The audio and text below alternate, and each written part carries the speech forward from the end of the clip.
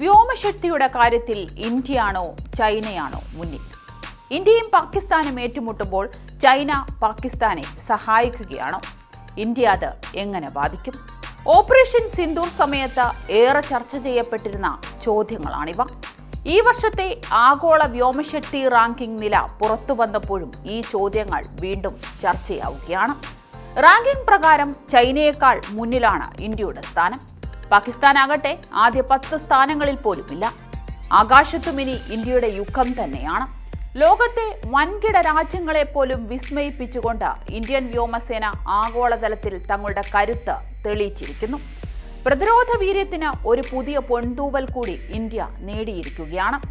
Indian വ്യോമസേന അത്യാധുനിക യുദ്ധവിമാനങ്ങളും തദ്ദേശീയമായ തേജസ് ഉൾപ്പെടെയുള്ള സംവിധാനങ്ങളും ഉപയോഗിച്ച് ആഗോള വ്യോമശക്തിയായി മാറുന്നതായി റിപ്പോർട്ടുകൾ വ്യക്തമാക്കുന്നു. റഫാൽ, സുഖോയ്, S-400 പ്രതിരോധ സംവിധാനങ്ങൾ എന്നിവയുടെ കരുത്തിൽ ചൈനയെപ്പോലുള്ള രാജ്യങ്ങളെ മറികടന്ന ഇന്ത്യയുടെ ഈ പടനീക്കം. World directory of modern military aircraft ആണ് റാങ്ക് പട്ടിക പുറത്തുവിട്ടത്. ആഗോളതലത്തിൽ വ്യോമസേനയുടെ ശക്തി വിലയിരുത്തുന്നവരാണ് ഇവർ. പട്ടിക പ്രകാരം ചൈനയേക്കാൾ ഒരു സ്ഥാനം മുന്നിലാണ് ഇന്ത്യൻ വ്യോമസേന.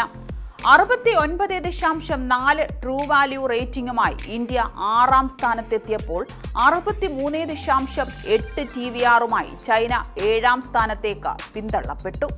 മൊത്തത്തിലുള്ള കരുത്തിനൊപ്പം സേനയിലെ ആധുനികവൽക്കരണം, ലോജിസ്റ്റിക് പിന്തുണ, ആക്രമണ പ്രതിരോധ ശേഷി തുടങ്ങിയ ഘടകങ്ങളെ അടിസ്ഥാനമാക്കിയാണ് TVR നിശ്ചയിക്കുന്നത്.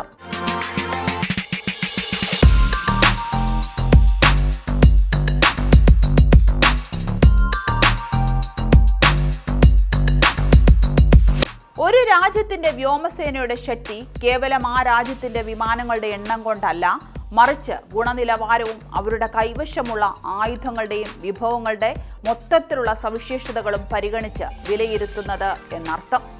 റാങ്കിംഗ് പ്രകാരം ചൈനയുടെ അടുത്ത പങ്കാളികളായ പാകിസ്ഥാൻ 18ാം സ്ഥാനത്താണ്. വെറും 46.3 TVR മാത്രമാണ് അവർക്ക് ലഭിച്ചത്. Balakot air strike, operation Sindoor, ലഡാക്കിൽ പ്രതിസന്ധി ഘട്ടത്തിൽ അതിവേഗം വിന്യസിക്കാനുള്ള കഴിവ്, അതിർത്തികളിൽ ലോങ് റേഞ്ച് പെട്രോളിംഗ് തുടങ്ങി യുദ്ധ സാഹചര്യങ്ങളിൽ അതിശക്തമായി പ്രവർത്തിക്കാനുള്ള കഴിവ് ഇന്ത്യൻ വ്യോമസേനയ്ക്കുണ്ട്. ഇതാണ് ചൈനയുടെ എയർഫോഴ്സിനേക്കാൾ ഇന്ത്യൻ വ്യോമസേനയെ മുന്നിൽ നിർത്തുന്നത്. ചൈനയ്ക്ക് 5ാം തലമുറ യുദ്ധവിമാനങ്ങളായ J-20 ഉണ്ട്. ഇന്ത്യക്ക് 5ാം തലമുറ യുദ്ധവിമാനമില്ല. യുദ്ധവിമാനങ്ങളിൽ എത്രയെണ്ണം പ്രവർത്തന സജ്ജമാണ്? അതിന്റെ എഞ്ചിനുകൾ എത്രത്തോളം പ്രവർത്തനക്ഷമമാണ്? യുദ്ധവിമാനങ്ങളിലെ ആയുധങ്ങൾ എത്രത്തോളം ശക്തമാണ്?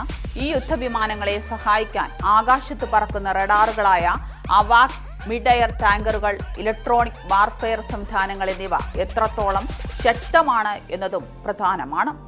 റഫാൽ യുദ്ധവിമാനം ഇന്ത്യയുടെ മുൻനിര യുദ്ധവിമാനമാണ്. പ്രിസിഷൻ സ്ട്രൈക്കറിനും വ്യോമ ആധിപത്യത്തിനുമുള്ള മുൻനിര ആയുധമാണ്. സുഖോയ് 30 MKI ശത്രുവിന്റെ നെഞ്ചിൽ ദീർഘദൂര ആക്രമണം നടത്താനുള്ള വ്യോമസേനയുടെ നട്ടെല്ലാണ്.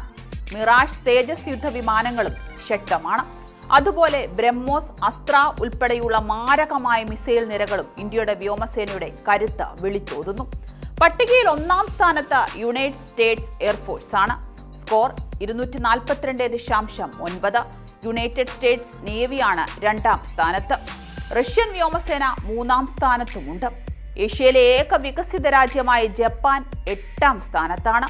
ഇസ്രയേലും ഫ്രാൻസുമാണ് 9ഉം 10ഉം സ്ഥാനങ്ങളിൽ. 2030-2035ഓടെ ഇന്ത്യയുടെ സ്വന്തം 5ാം തലമുറ യുദ്ധവിമാനവും സജ്ജമാകുമെന്നാണ് കരുതുന്നത്. കൂടാതെ 114 റഫാൽ വിമാനങ്ങൾ കൂടി വാങ്ങാനുള്ള ചർച്ചകളും സജീവമാണ്. വരും വർഷങ്ങളിൽ പഴയ ജാഗ്വാർ, മിറാഷ് 2000, MiG-29 വിമാനങ്ങൾ വിരമിക്കുന്നതോടെ പുതിയ വിമാനങ്ങൾ വ്യോമസേനയുടെ ഭാഗമാകും. പ്രതിരോധ മന്ത്രാലയം അടുത്തിടെ അംഗീകാരം നൽകിയ ISTAR പ്ലാറ്റ്ഫോമുകളും പുതിയ നിരീക്ഷണ വിമാനങ്ങളും ആളില്ലാ വിമാനങ്ങളും കൂടി എത്തുന്നതോടെ ഇന്ത്യൻ വ്യോമസേനയുടെ കരുത്ത് ഇനിയും ഇരട്ടിക്കുമെന്നാണ് വിലയിരുത്തൽ. കണക്കുകൾ പ്രകാരം ഇന്ത്യൻ വ്യോമസേനയുടെ പക്കൽ 1716 വിമാനങ്ങളാണുള്ളത്. ഇതിൽ വലിയ ഭാഗം റഫാൽ ഉൾപ്പെടെയുള്ള യുദ്ധവിമാനങ്ങളാണ്. ഹെലികോപ്റ്ററുകൾ 30% വരും. ഇതിൽ ഇന്ത്യ സ്വന്തമായി നിർമ്മിച്ചതും റഷ്യയിൽ നിന്ന് വാങ്ങിച്ചതും ഉൾപ്പെടും. ഇതിനൊപ്പം ട്രാൻസ്പോർട്ട് വിമാനങ്ങളുമുണ്ട്. കൂടുതൽ വിമാനങ്ങളും ഹെലികോപ്റ്ററുകളും വാങ്ങാനുള്ള തയ്യാറെടുപ്പിലാണ് ഇന്ത്യ. ഇതുകൂടി എത്തുമ്പോൾ ഇന്ത്യയുടെ കരുത്ത് വീണ്ടും കൂടും.